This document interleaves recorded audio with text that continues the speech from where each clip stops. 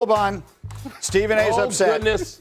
Stephen A just tweeted, so sick of the blasphemy I'm hearing on Get Up from Big Perk and Monica and Vinny and me. And, of course, the diabolical Mike Wilbon. Diabolical now. Already wanting to tell Knicks fans the season's a success. They're not the ones who suffered since 73. They don't get it. I just want to give you a taste of what you have in store in an hour on First Take. Not only do I have that in First Take, but Vinny and I are going to get some text. I got to end this. I got to put a punctuation on the debate we just had. Yeah. Isaiah Thomas, regardless of rivalry, regardless of position relative to Michael Jordan, Isaiah Thomas is the best, the greatest small player ever, period. I don't count Steph as that. Steph's 6'3". You see Isaiah, Sure. 5'11". Yeah. Isaiah Thomas is the greatest small player ever. Apologies to Allen Iverson, who's right there. Stockton, right there. Isaiah Thomas is that person. And so you get into this thing historically, because there ain't nothing like this in the NBA right now. No. Not with the heat and passion that thing carried for decades. So the bottom line is, you're going to hear from Isaiah Thomas. You're going to hear from Michael Jordan. The garden is shaking right now. We New Yorkers, you damn right we excited. Let's go Knicks! Let's go Knicks! And now I stay on target and refuse to miss. And I still make hits with beats when they sweat the technique. Start spreading the news. The New York Knicks are the junior varsity to no team ever. They are, in fact, on the kind of heater that historically only the very greatest teams and very greatest players have ever matched, and they absolutely could win the title in the next couple of weeks. Let me lay this out for you. The Knicks are the 5th team ever to win 11 straight playoff games in a single year. The others featured in chronological order: Magic and Kareem, Duncan and Robinson, Shaq and Kobe, and Steph and KD. Just digest that for a moment. That's the entire list. And among those, the 2017 Warriors had the best point differential, okay? They entered the finals outscoring their opponents by 196 points. These Knicks are a plus 271 in the playoffs. That is 75 points better than a team that was so good that people said it was ruining the sport. But here's the thing, you know all of that already. What you want to talk about is an easy path to the finals. So let's talk about easy paths. Did you know that none of the last 3 NBA champions ever faced a team seeded higher than 4th? I don't think you did. Last year, OKC, they played the 8, the 4, the 6, and the 4 seeds. The year before that, Boston, they played the 8, the 4, the 6, and the 5. Before that, Denver. They played the 8, the 4, the 7, and the 8. The point is, this is nothing new, so let's stop talking about it. And then finally, there's this, the enormous advantage of rest. By the time the finals start, the Knicks will have played 4 games in 23 days. There are only 3 prior teams to have that profile since the playoffs expanded. They were the 2017 Warriors, the 2001 Lakers, and the 99 Spurs. All 3 of them won the finals in 5 games. So, whether you love or loathe New York and its teams, just be aware of this. The Knicks are not lucky. They're not a fluke. They're not the JV. They are right now playing about as well as any team ever. And in about 2 weeks' time, they absolutely might win this whole damn thing. That's what needed to be said in the midst of all of this nonsense. We bring it out to the table. Monica, I think out of the corner of my eye, I saw you nodding, so I hope you were doing so in agreement. Absolutely, Greeny, and I think it's so important. I love that you went back to the past of the past 3 champions. This seeding thing, that's the way it works when you're playing great basketball. Yes, getting to a finals, hoisting the Larry O'Brien is hard work. Perk, you put it in perspective for us a little bit today, but it also requires a little bit of luck. And so are they a little lucky in terms of Philly maybe taking out Boston? Yeah, but did they do what they were supposed to do in those series and in emphatic fashion? Absolutely. I loved it, Greeny. What do you think, Big Perk? The New York Knicks are soul snatchers. They snatch your soul. They make you tap out. Tap out. I don't want to hear about the conference being weak. I don't want to hear about the Cavs not being mentally tough, because who did the Cavs play before they played the Knicks? Detroit Pistons. And you had to bring a level of what? Toughness. Physicality and toughness. So they had to do that in order to get out of that series. You just faced a team full of dogs that's ready, a team that play agenda-free basketball, that's led by Big Body Brunson. So all the people that's out there talking about, oh yeah, the winner of OKC and the Spurs, they go win. Nah, you're a lie and the truth ain't nowhere near you. All right, Perk, here we go. Well, I'm looking at This Vinny's one, face and this I'm one. waiting. I was I about can to just say, see, this one. like the cat that ate the canary. one. what do you got? No. I think it's a little too much dip on everybody's chip here.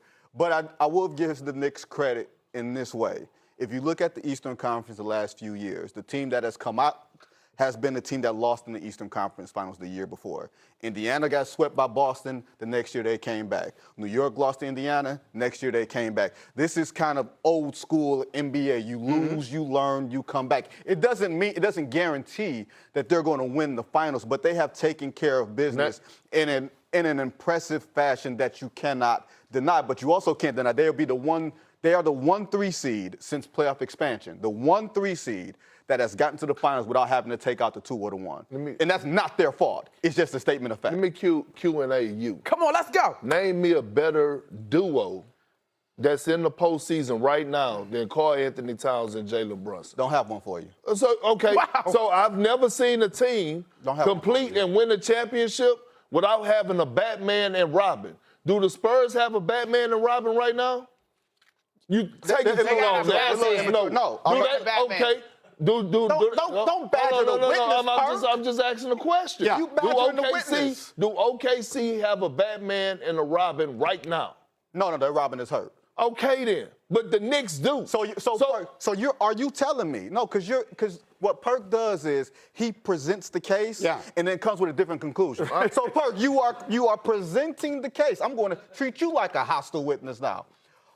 Don't Okay, Law and treat me Order. like the criminal. Yeah. Treat me like the criminal. I don't want to be the treat me like the criminal. So you are telling me all of this, all of these reasons why the New York Knicks should win the NBA title. If they play the Oklahoma City Thunder, if that's where we are next Thursday, who's winning the series? Listen, man, I would have that series going 7 games. Hold on. Give me a time to answer. Keep a cool booty. When you usually pick a series in 7 games, that means it could go either way. I'm with you. Okay, so what I'm telling you is this. If they get the Spurs, they going to beat them in 6. OKC, they going to have a little trouble with them, but guess what? I wouldn't be surprised. I really want to straddle the fence and say I don't want to pick, but y'all know that's not my nature. Right. But at the end of the day, what I'm telling you, Vinny, is they check all the boxes. What OKC had last year that got them over the hump? 2-way players. Do the Knicks have that?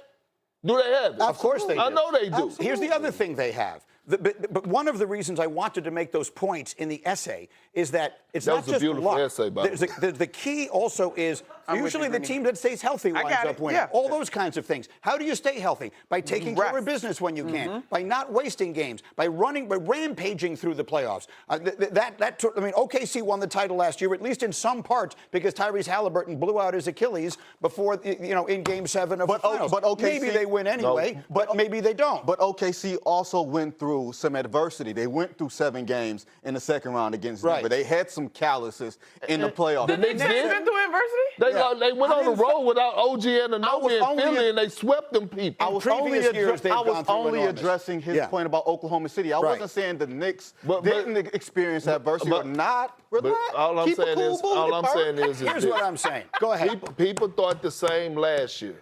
Now, one could argue, and I'm glad you brought this up, one could argue if Tyrese Halliburton didn't tear his Achilles, that the Indiana Pacers probably would have beat the Oklahoma City. It's really hard to win a Game 7 in the NBA Finals on the road. Hold on. Listen to me. Because the way that it was going, Tyrese Halliburton came out on the tear. Yeah. The momentum was going their way. So what I'm saying is don't dismiss, because we keep disrespecting the Eastern Conference by saying it's weak, when I'm just saying because of the Knicks and they've been so dominant. That's the reason I wanted to say this. My booty is neither warm nor cold. To be completely honest, Room temperature? I don't actually have one. That's neither here nor there.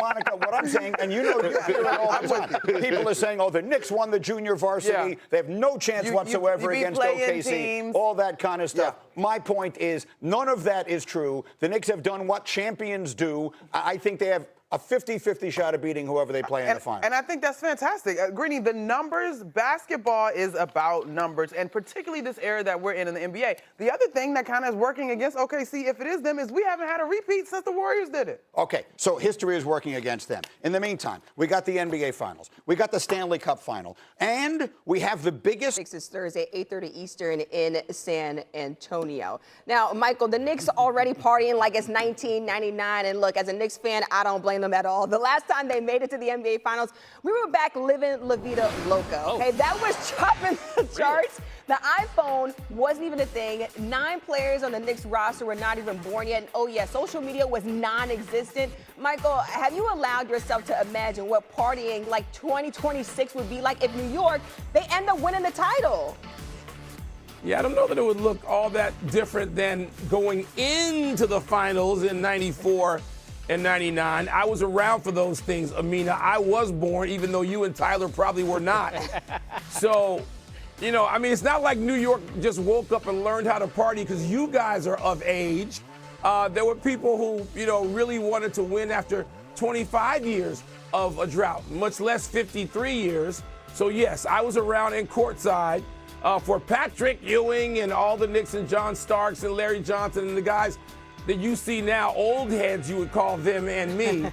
I was around for that. So New York didn't just figure out how to root for the Knicks, how to deal with despair, and how to party. But they're going to have to put that on hold for a bit because whoever comes out of the Western Conference is going to be formidable, probably a favorite. And we're going to see the Garden can both be the most boisterous place you've ever seen when the Knicks are up and real quiet and nervous when the Knicks are not up. So we got a lot of stuff to play out before we get to Prince Land. Look, Michael, I'll tell you right now, I was not sitting courtside in 1999 because I was only 7 years old, but I was begging my mom for a Latrell Sprewell jersey, which she did fold and give me at some point. But you know what? It's been a very long time coming for my Knicks. Michael Robot with the latest. Thanks so much, Michael. Thank you, guys. Appreciate it.